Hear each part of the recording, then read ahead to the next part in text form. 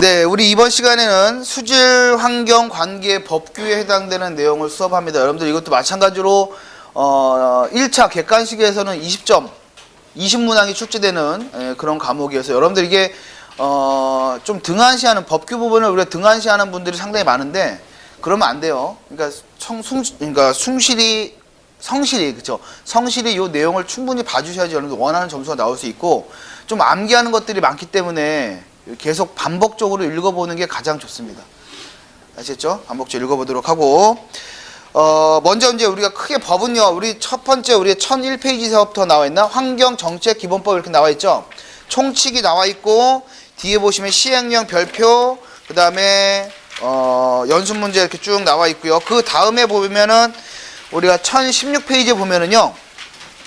수질 및 수생태계 보존에 관한 법률 이렇게 나와 있죠? 이게 이제 보통 우리가 여러분 수질 시험 보는데 이렇게 두 가지 법률에 해당되는 내용이 시험에 나옵니다. 첫 번째 우리가 맨 앞에 있는 환경정책기본법은 뭐냐면 우리가 이제 여러분들 그 환경 쪽에 관할하는 법률이 있죠. 그러니까 쉽게 말하면 뭐 지금 우리가 하는 수질에 대한 법률, 대기에 대한 법률, 뭐 폐기물, 소음진동, 뭐 토양 이런 법률이 있잖아.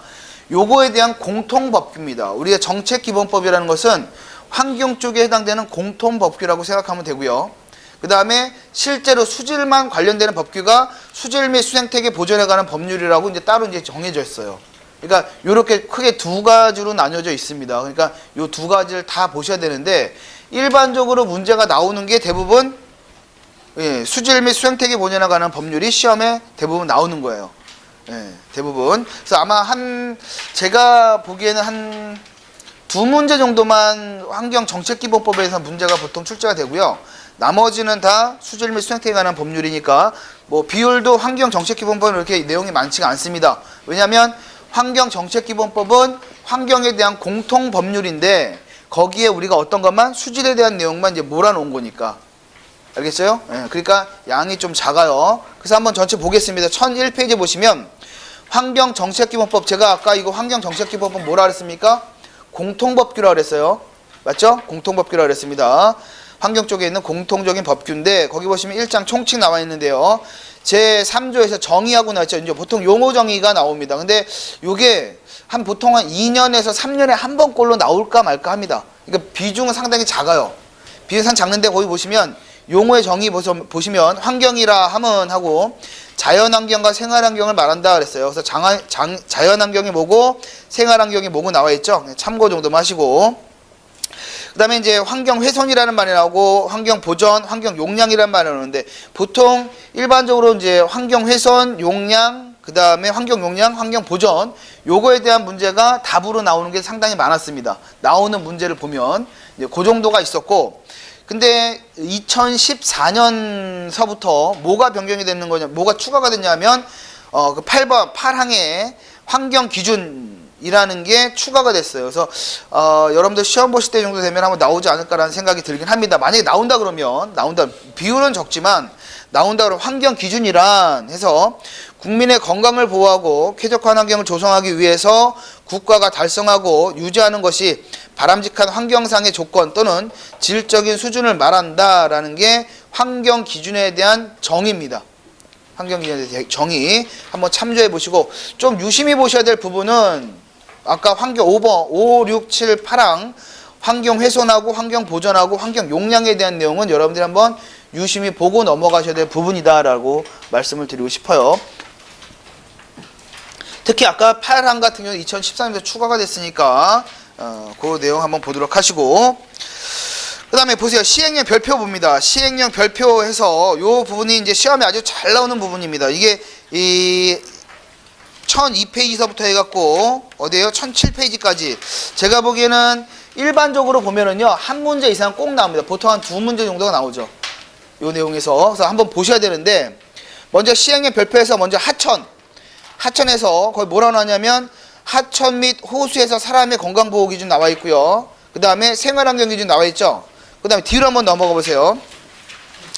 그 다음에 1005페이지 보시면 호소에서 생활환경 기준이 있고 그 다음에 다음 페이지 보시면 해역에서 생활환경 기준 그 다음에 생태기반 해수 수질 기준이 있고요. 생태기반 보호 기준이 있고 사람의 건강 보호가 이렇게 있습니다. 그래서 다시 한번 1002페이지를 한번 보시면 다시 한번 보세요. 하천 해갖고요. 하천 및 호수에서 사람의 건강 보호 기준 해서 나와 있는데 거기에 해당되는 항목 카드뮴은 기준값이 0.005, 비소는 0.05, 그 다음에 시안, 수은, 유기인, 그 다음에 PCB, 폴리클로리네이티드 비페닐, PCB 같은 경우는 검출되어서는 안 되고요. 납은 0.05, 육가크롬 0.05, 음이온 계면활성제 0.5, 사유마탄소 0.004, 그 다음에 1, 2, 디클로르에탄 뭐 쭉 이렇게 나와 있죠. 예, 요 기준값을 다 암기하셔야 됩니다. 그러니까 조금 여러분들이 그럴 수가 있어서 이게 왜냐면 여러분들 이제 시험 보는 요령이요. 이걸 무턱대고 여러분 그래서 이제 여러분들 그 뭐 동영상 강의를 듣든 학원을 다니든 그러는 거잖아. 그렇죠? 이거는 여러분들 그냥 일반적으로 한다 그러면 그냥 무조건 여러분들 암기하셔야 되는 건데 시험에 잘 나오는 부분이니까 한번 보세요. 먼저 여러분들 암기하셔야 되는 게 뭐냐면 검출되어서는 안 되는 항목. 어디 하천이나 호수에서 사람의 건강보호 기준으로 검출되어서는 안 되는 항목이 뭐였어요? 시안, 수은, 유기인, 그 다음에 PCB, 폴리클로네이티드 비페닐 PCB라고 그러는 거니까 맞죠? 거기 보시면 검출되어서는 안 되는 항목인데 그 옆에다 한번 써보세요. 수은 피바시우 이렇게 한번 써보세요. 수은 피바시우. 검출되어서는 안 되는 항목이 수은 피바시오. 우리 온도계 보면은 여러분들 그 수은 온도계 많이 쓰죠? 거기 보면 온도계, 수은 온도계는 무슨 색깔이야? 빨간색, 피 색깔 아니에요? 그쵸? 예, 그렇게 생각하면 돼요. 수은하고 피 그러면 뭘까? PCB를 말하는 겁니다. 그 다음에 밭은 그냥 들어간 얘기고요. 시는 시안, 유는 유기인이에요. 수은하고 PCB, 시안, 유기인은 검출되어서는 안 되는 항목입니다. 그렇게 해서 암기하셔야 됩니다. 알겠죠? 됐어요? 예, 그 다음에 보세요. 대부분 또 어떤 게 있는 거냐면 많은 게 나오는 게 0.05ppm 이하인 거, 0.05인 거 어떤 거 있는 거냐면 비소 있죠, 납 있죠, 육가크롬 있죠. 또 0.05가 있는 게 1,4-다이옥세인이라는 게 있죠. 그래서 그 옆에다가 한번 써놓으세요. 1,4-6납비 있어요. 1,4-6납비. 1,4-6납비는 0.05다. 요거 정도만 여러분들 한번 볼까요? 이거는 외울 수 있지 않아요? 그쵸? 1,4-6납비. 이거는 외울 수 있겠어요? 없겠어요? 수은 피바시우 1,4-6납비 외울 수 있죠? 수은 피바시우는 뭐라고?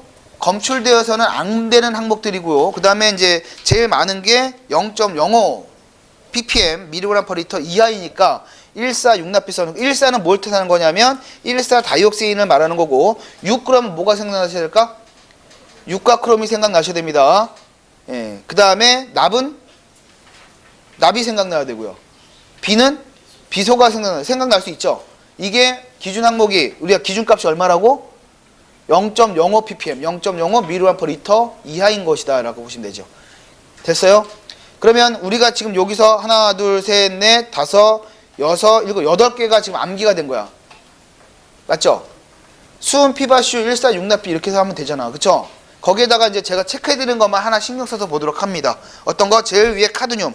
카드뮴은 0.005예요. 우리가 1,4-6납비에서 외웠던 건 0.059. 거기다가 소점 하나가 더 떨어집니다. 0.005 이하가 카드뮴이 되고요. 그 다음 비소도 암기됐던 거고 시안, 수은, 유기인, PCB도 암기됐고요. 납도 암기됐고 육가크롬도 암기됐어요. 음이온 계면활성제 0.5. 사유마탄소는 사자가 들어가지만 어쨌든 0.004 하나 보셔야 되고요. 그 다음 벤젠도 볼게요. 벤젠은 0.01. 클로로폼도 0.08. 요거 정도만 보자고요. 거기서만 다 돌아갖고 나와요. 그러니까 이렇게 보면은 여러분들 이게 많은 양이지만 암기하는데 이렇게 뭐 크게 몇 번 보면 여러분들 암기돼요. 그리고 문제 저랑 이따 풀어보시면 내용이 이해가 될 겁니다. 아시겠죠? 예, 그렇게 해서 여러분들 정리하셔야 되고요. 할 수 있겠어요? 없어요? 제가 보라는 것만 보실 수 있죠? 몇 개 안 되니까, 그쵸? 예, 1,4-6납비, 수은 피바시우 하고 몇 가지 제가 체크해드린 것만 여러분들 수치만 암기해보자고. 됐어요? 예, 그 다음에 생활환경 기준으로 가겠습니다. 생활환경 기준도 시험에 나올 확률이 상당히 높은데 거기 보시면 생활환경 기준도 이게 2010년도가 이제 변경이 됐죠. 변경돼 갖고 요 표가 이제 나와 있는데 거기 보시면 등급은 매우 좋음, 좋음, 약간 좋음, 보통, 약간 나쁨, 나쁨, 매우 나쁨. 이렇게 몇 등급이에요? 7개의 등급으로 나눴습니다. 근데 우리가 좋음도 매우 좋음과 좋음으로 나눴기 때문에 거기에 기준에 1A, 1B 나와 있는 거고, 그 다음에 2, 3, 4, 5, 6 이렇게 나와 있는 거죠. 이해되세요? 그래서 매우 좋음, 좋음, 약간 좋음, 보통. 여기까지는 어떻게 순서 기억할 수 있겠나? 매우 좋음, 좋음, 그 다음에 약간 좋음, 그 다음에 보통.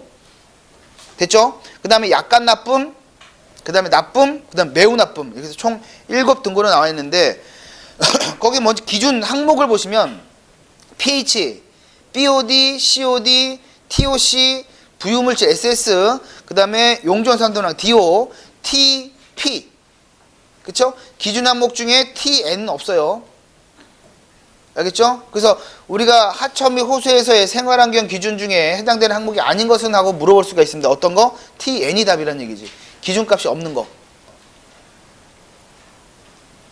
답 들어봤던 우리 pH도 아시는 거고, BOD, COD, SS, TOC, DO 다 있는데 어떤 거? TP까지는 TN이 없습니다. 근데 보세요.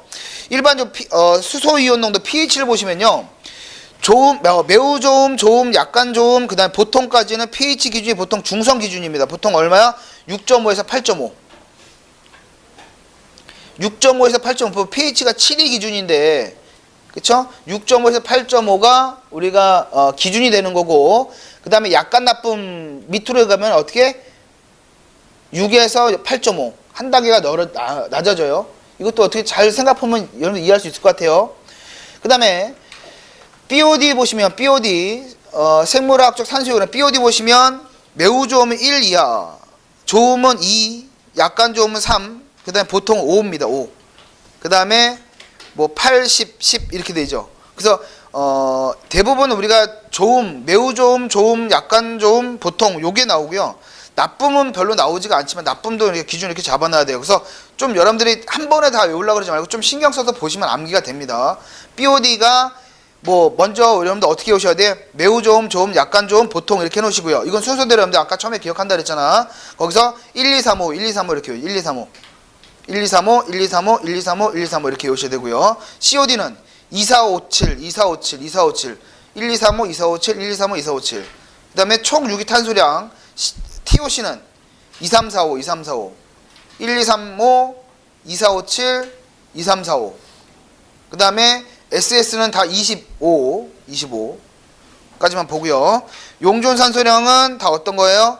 기준값 우리가 보통까지만 한번 보시면 매우 좋으면 7.5 이상이고 다 5입니다. 5.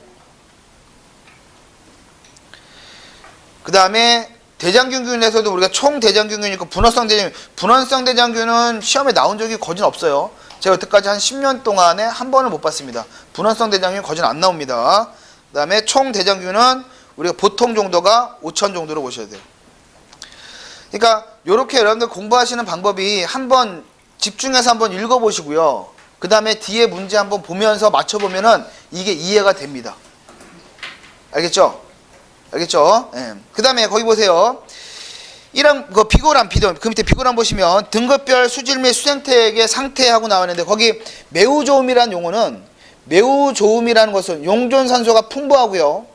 오염물질이 없는 청정상태 청정상태 동그라미 치시고 여과 살균 등 간단한 정수 처리한 다음에 생활용수 동그라미 치세요. 청정한 상태고요. 생활용수를 사용할 수 있다.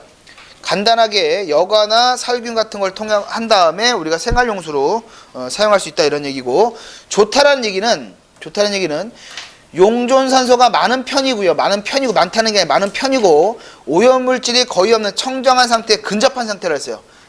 청정한 상태에 근접하고요. 여과, 침전, 살균 등 일반적인 정수 처리한 다음에 이것도 생활용수 사용할 수 있다. 우리가 좋다라는 것은 생활용수 사용할 때 있다는 얘기야. 됐죠? 좋은 것에는 매우 좋음이 있고 그냥 좋음이 있는데 다 생활용수 사용할 수 있다. 이거 구분될 수 있죠?